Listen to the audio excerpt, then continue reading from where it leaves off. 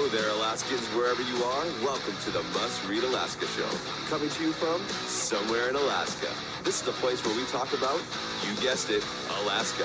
Where we keep the mainstream media on their toes and where we are standing up for what's right in a world run by leftists. You can find out more by heading over to mustreadalaska.com and also checking out the Must Read Alaska YouTube channel for some really great content. But first, let's get this party started. Welcome, everybody, to the Must Read Alaska Show. I'm your host, John Quick, coming to you live from somewhere in Alaska. Hope everybody's having a phenomenal day. Man, I got a little windy last night. Anchorage was without power for a little bit. Folks in Anchorage, folks down here on the peninsula were without power for a little bit. But today is a new day. So I want to thank everybody that listens, watches, and reads Must Read Alaska. If you want to help keep the lights on here, just go to mustreadalaska.com. And on the right-hand side, there's a little donate button. Every $5, $10, $100 helps keep the lights on here at Must Read Alaska. And if you want to sponsor the Must Read Alaska show, just email me, John, John, at mustreadalaska.com, and you can sponsor this very own show. But without further ado, I have a special guest today, Assemblymember Rob Yundt, who's also running for state Senate. We're going to be talking about all of that today. Welcome to the Must Read Alaska show, Rob. Good morning, John. How you doing? Doing awesome. It's really great to have you on. I'm excited to chat with you. Before we get into your new state Senate race, bring me back to the story of what got you to run in the first place way back in the day. Yeah, so the assembly in the borough was probably not headed in the direction I think that represents most of our community. And this is what happens when you have low voter turnout in elections in October's, right? So we did move our election. It's now combined with a state and federal one, and turnout of magically is 4 times higher. But imagine how that works, right? So we've made a lot of good changes here locally since I was elected, but for election integrity. But there was three ordinances coming through the planning commission level that were headed to the assembly that scared the daylights out of me. One was a very, very, very anti-Second Amendment one. Basically would have prevented from ever having another gun range in the borough again. And we're talking our borough is the size of the state of West Virginia. So I don't think that's very representative of our community. And there was a huge outcry, people trying to stop it, but the assembly, they didn't care at that time what the people thought. In fact, to the point that even though I was elected, overwhelmingly, I broke the record for most votes ever in an assembly race. And I was adamantly opposed to the ordinance. They swore it in. They passed the ordinance the night I was sworn into office. Oh, geez. Right. And my vote, if I had been on the dais that night, would have stopped it. So the level of arrogance in government sometimes is just appalling. But so that was one of them. Another one was becoming a strong mayor form of government.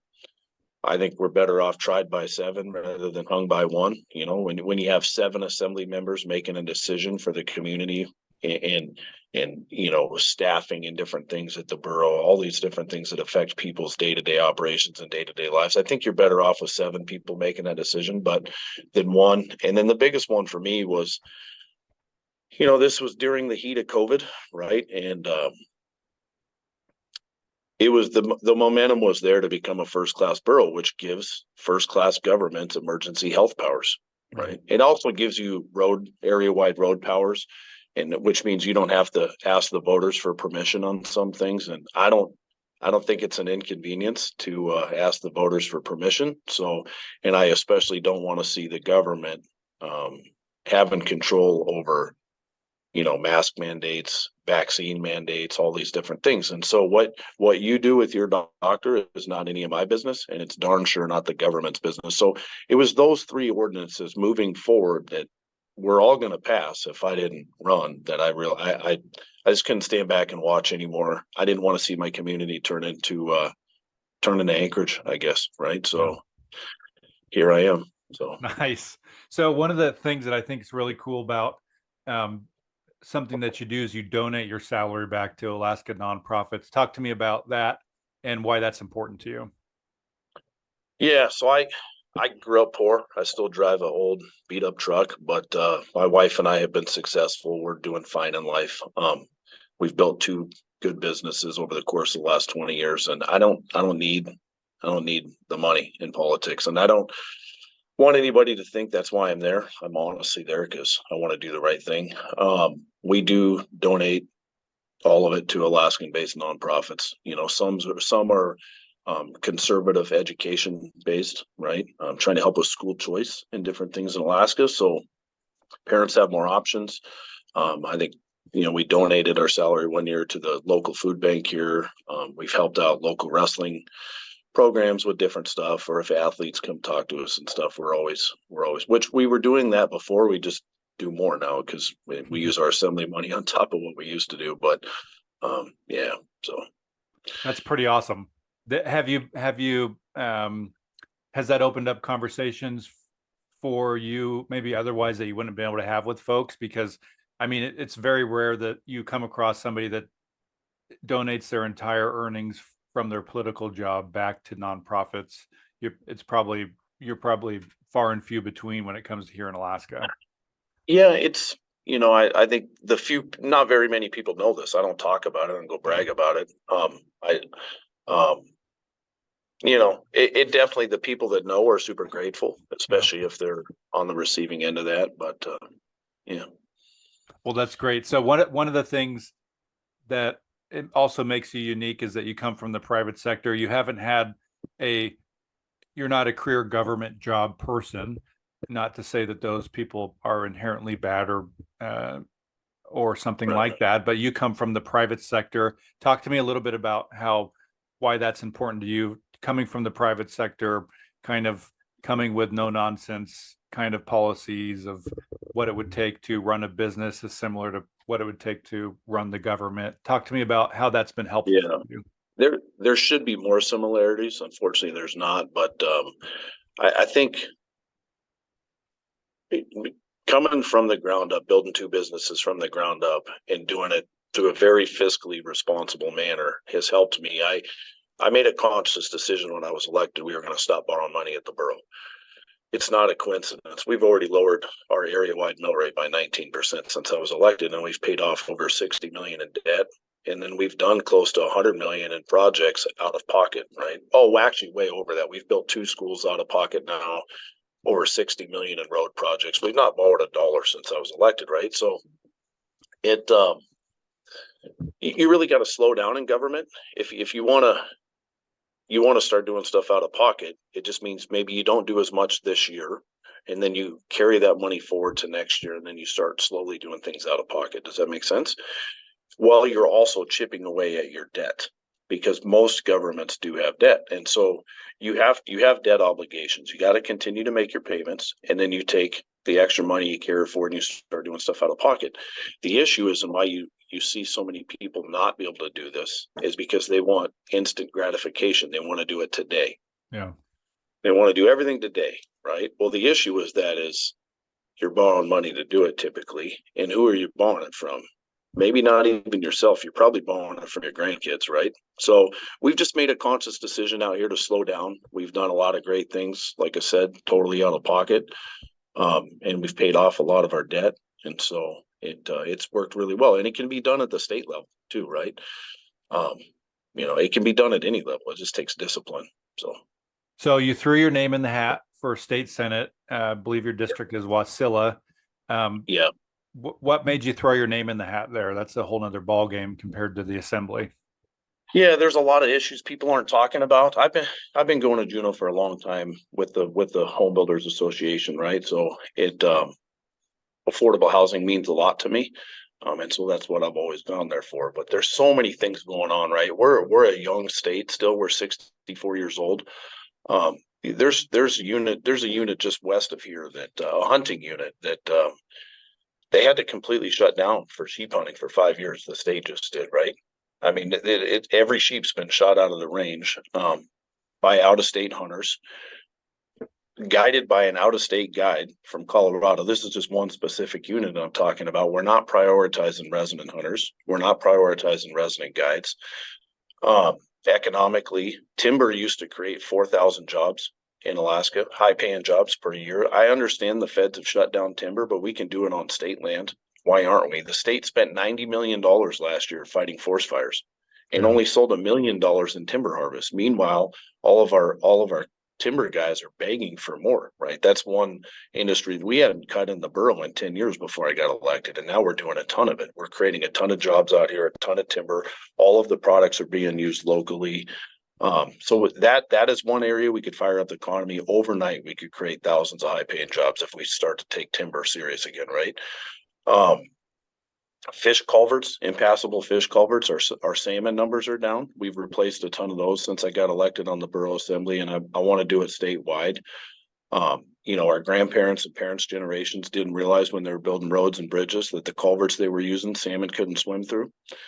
So, salmon weren't reaching their final breeding grounds or spawning grounds, right? And so we got to start talking about things other than just how much of the dividend we can steal, right? That seemed, I'll tell you, since Bill Walker did what he did, and I don't think many of us agree with what he did, but it happened, and that's all people want to talk about down there right now. They don't want to talk about all these other things that can move our state forward in other ways. And then probably one of the biggest things to me is our daughters, protecting our daughters. 23 states have passed legislation to protect females sports, right? It's the Safe Sports Act. How is Alaska not one of the first three? How is it that there are still boys that can go out there and compete against girls in sports? It's baffling to me. I've coached hundreds of girls in my life, maybe way more boys, but still a lot of girls. I've got 4 daughters. It's crazy to me that we live in a society where this tiny, tiny, tiny little portion of society is so powerful. It's the AOC movement, right? That's what I refer to this as, the AOC movement, because they do raise a lot of money, so they buy a lot of quietness. That's what they're doing. I'm not saying that all of our legislators are out there saying boys should be able to compete against girls. Although what I will say is, in a good example of this is that January 1st of 2024, last month, USA Boxing is now allowing transgender boys to compete against girls. We're talking about a sport that's had over 500 deaths since the late 1800s, boxing. And I'm not knocking. It's an awesome sport. I fought in the UFC. I've competed in Vegas multiple times. It's a different sport, but still combative, right? How are we at a time where we've had over 500 boys die in the last 140 years? What do we think is going to happen if for the next 140 years, we let boys whose testosterone levels are 10 to 20 times higher box against girls? It's just, and what it is we have too many legislators that just turn a blind eye to it because they don't want to deal with the fallout if they upset this special interest. And that's why we need more people from private sector that don't need the money. I'm not worried about special interests, right? They mean nothing to me, absolutely nothing to me. And I'm proud to say that in 3.5 years on the borough assembly, I have not taken a single protective vote, not one. Never one time have I looked up from the dais and said, oh man, that media outlet's out there or that person's out there. I better vote this way. I don't care who's in the crowd. I'm going to do what's best for my community. And that's it. I don't need the job. And we need more people in Juneau that don't need the job. So that's pretty cool. So what do you think a major difference is? I think it's Senator Wilson that you're running against. What do you think a major difference is between you and him? Because people are going to go to the ballot box and they're going to see 2 Republicans, or maybe there's some Democrats that throw their name in the hat as well. But what is the major difference between you and him? I like David. I'll never say a negative word. I think he's been there 8 years now. So this will be his 8th year, I should say. And so I think our district will do their homework and figure that out. I would have to let David speak for himself. I think for me, it's fiscal responsibility. I've signed thousands and thousands and thousands of paychecks, right? I'm going to talk about and get things done that really nobody else is even talking about. Protecting resident hunters, protecting our salmon, right? Prioritizing resident guides. It does not help our economy. Everybody says, oh, the hunting and all this stuff brings so much money to our community. It does bring a little, right?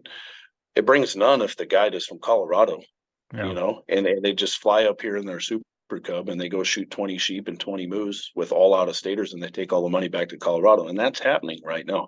So we need to prioritize Alaskan business owners over out of state business owners. We need to prioritize Alaska sportsmen over out of staters. And, so I'm going to focus on what I'm good at, and I'm going to focus on what I plan to do. More so, actually, I won't even focus on my opponent. It doesn't matter to me who's in the race. And there'll be others. There's going to be a bunch, and I'm sure they're all great people. But I'm here to do what I got to do, and that's move the state forward. So one of the things you mentioned that you've done in your past is UFC kind of ultimate fighting. Do you think that's helped shaped who you are today as a politician and as a businessman? No, it was a total accident. I was coaching, I was helping some guys out that were doing it, and I was working with them on wrestling and their takedowns, and then they talked me into going in Vegas and watching a show, and I said I could compete here tonight. And they said, no, I don't know about that. I could do this. I was back in 23 months later. I was back there fighting in Mandalay Bay. So I will tell you, I already had 3 children at the time in a business. I didn't train much. I was getting by on talent. But in previous work, that the foundation that I'd already built athletically, yeah, it was an accident. I got into mixed martial arts on accident. I was coaching wrestling, the takedown portion of wrestling for some guys here locally that were competing. And other ones that I was working with ended up fighting around the country and really talented guys. But I was working with them on one specific thing. And then they said, we should go down to Vegas and watch a fight. And so we did. And I was down there and I was like, I could compete with these guys, right? And they're like, I don't know, man, there's more. And I think I was back there in 23 months or something. It was funny because the first one I went to watch was Tito Ortiz and Chuck Liddell. Oh, that's and then when I got my first call up and I was, getting ready to fight at Mandalay Bay, I got to know Tito, and then I went and lived with him for a while and trained with him for my second fight. But I really didn't put much time into it. I was a dad, already had 3 kids at the time, was building a business and coaching wrestling in the community and stuff. So I didn't put much time into it, but it was fun while it was there. And I was competing up a weight class too. The issue with Alaska, it's hard to get competition if you're doing maybe better than some of the locals. So I never did drop down to the weight class I should be in until after the UFC, which probably would have made a big difference because I was kind of small at the weight I was at. But it was all in fun. Like I said, I didn't take it serious, but makes for some good memories, right? Yeah, it was fun. Yeah, but yeah. So my last question is this: one of the pieces of legislation in the Mat-Su borough that you got behind, I believe, was term limits. Is that something that you'd be excited to pursue if elected to the state senate?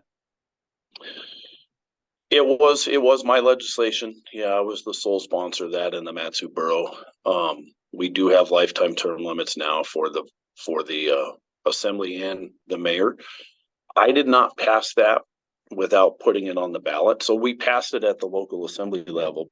But I said, I don't want this to be the law of the land without asking the voters' permission. And it passed overwhelmingly. This is not a partisan issue. I do believe, we've seen it with our own 2 eyes when we put it on the ballot, most people don't want career politicians. And I'm definitely one of those people. If the opportunity's right, last year there was 19 freshmen elected in the House because of redistricting. And I know a lot of them believe in term limits as well from both parties. I don't think this is a partisan issue. Maybe if the opportunity was there and I thought I could get it passed, absolutely I would run it. I wouldn't even hesitate. I don't really think anybody should be doing this more than 12 years. Ours out here is for 8 years. The president of the United States is 8 years. If it's good enough for the president, why isn't it good enough for everyone? Yeah. We would have a lot more forward momentum in government if people weren't there their whole life. But yeah. So. Well, Rob, 25 minutes has gone by in a flash. Tell folks where they can find your campaign website, social media, all that kind of stuff. And any last minute thoughts here before we head out? No, I appreciate the time. Thanks for having me. If anybody's interested in learning more, they can just go to robforalaska.com. That's just my first name, robforalaska.com, and I appreciate the support. I'm not a special interest guy. Big races are won with small donations, $5, $10, whatever it may be, $100, so anybody that offers any support, I am forever grateful. So awesome. Well, Rob, I'll put the website into the podcast description. So folks listening in, just click on the podcast description and you can find all the information. For folks that maybe just caught the tail end of this, I want to encourage you to go back and listen to the whole episode. Assemblymember Rob Yundt is running for state senate there in Wasilla. And this is a guy who donates his salary back to Alaska nonprofits. I don't think there's another elected official in Alaska that I've heard of that does that. So a unique person that has got private sector experience, and definitely take a look at him, folks, if you live in Wasilla. Rob, thank you so much for joining us here on the show. You're welcome back anytime. And for folks that listen, watch, or read Must Read Alaska, you want to help keep the lights on, just go to mustreadalaska.com. On the right-hand side, there's a little donate button if you want to help keep the lights on. And if you want to sponsor the Must Read Alaska show, just email me, John, JOHN, @mustreadalaska.com. Until next time, I'm